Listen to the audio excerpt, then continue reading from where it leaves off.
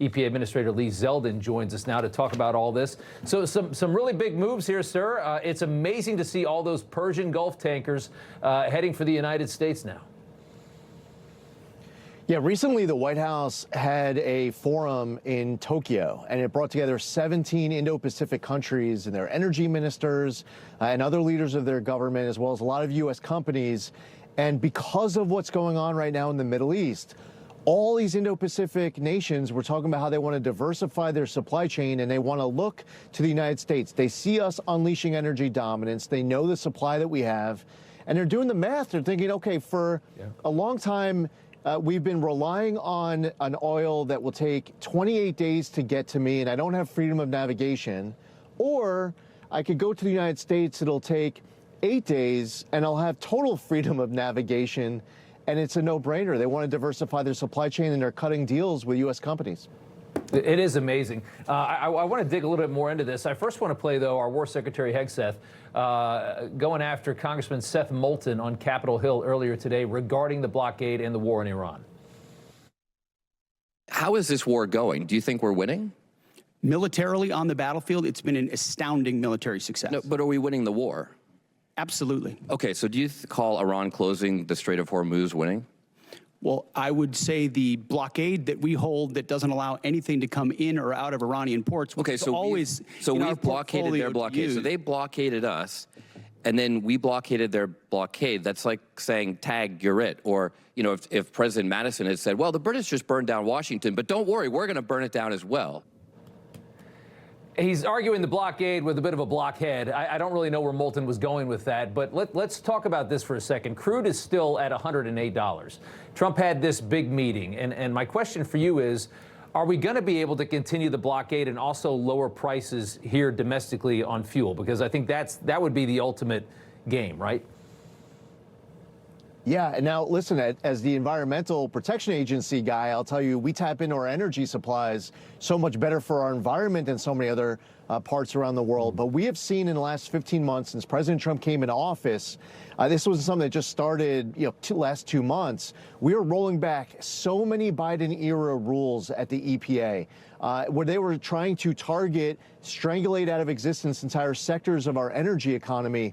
And we're unleashing that, and it's impacting beautiful, clean coal. It's the oil and gas industry. It's getting natural gas pipelines built. Small modular reactors are getting there's ground being broken all across the country. There's so much money that's being invested into U.S. energy infrastructure all across this country, and it's going to continue that trajectory.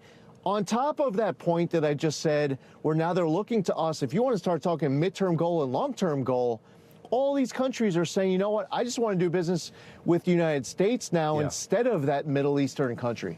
I guess my question, though, is, and that's all great, but if let's say Memorial Day weekend or July 4th, we're still blockading in Iran, is crude still over $100, or is there a way to get that number down?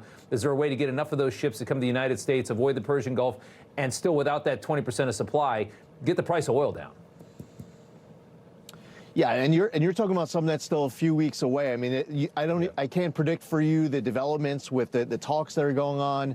But what I do know is that we have a very talented national security team on that front, and they have been achieving all of their military objectives, and that has been moving in the right direction. While we at home domestically, looking at the implementation of rules and working with private companies and tapping into our resources, that aspect of it on the energy front, we have been crushing, and really since the moment President Trump was sworn back in. Yeah, no, I know. The EPA is kind of tethered to this, a little bit out there. I just wanted to ask you anyway. I wanted to throw this at you before I let you go, though. You've been testifying all week. You had a pretty legendary moment that I was cracking up at with Congresswoman Rosa DeLauro, claiming that your budget proposal for the EPA reads like a climate change denier's manifesto.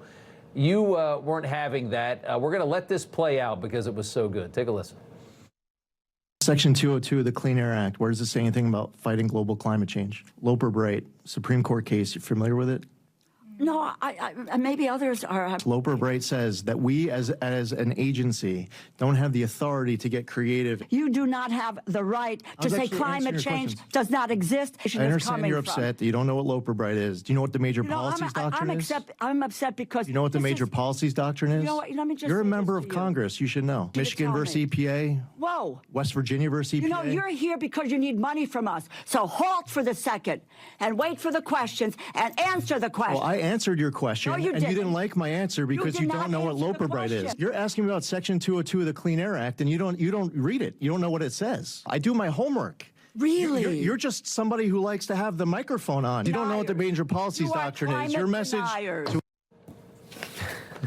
Can you just tell us what it's like dealing with people like that? It was fascinating to watch, and you schooled her.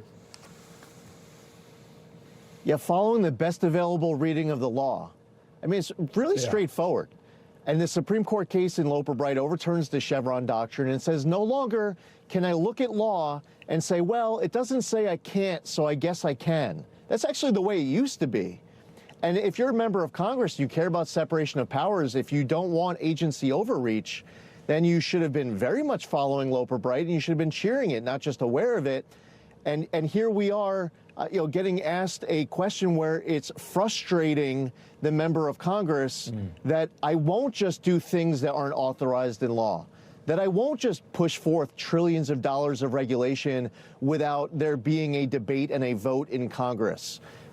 Listen, without apology or regret, we'll follow whatever Congress passes, but we're not going to hoard power with unelected bureaucracies in Washington, D.C. That was the way that passed, but not the Trump administration. No, it's not. That's quite a moment there. The EPA Administrator, Lee Zeldin. Good to see you, sir. Thanks so much. Thank you. You know, everybody's reporting the same stories, the same spin. You turn the channel, it's always the same. But not us. We're different. We report the real news. No spin, just the facts. Turn to us, and you won't turn back. Tune in to Rob Schmidt tonight on Newsmax.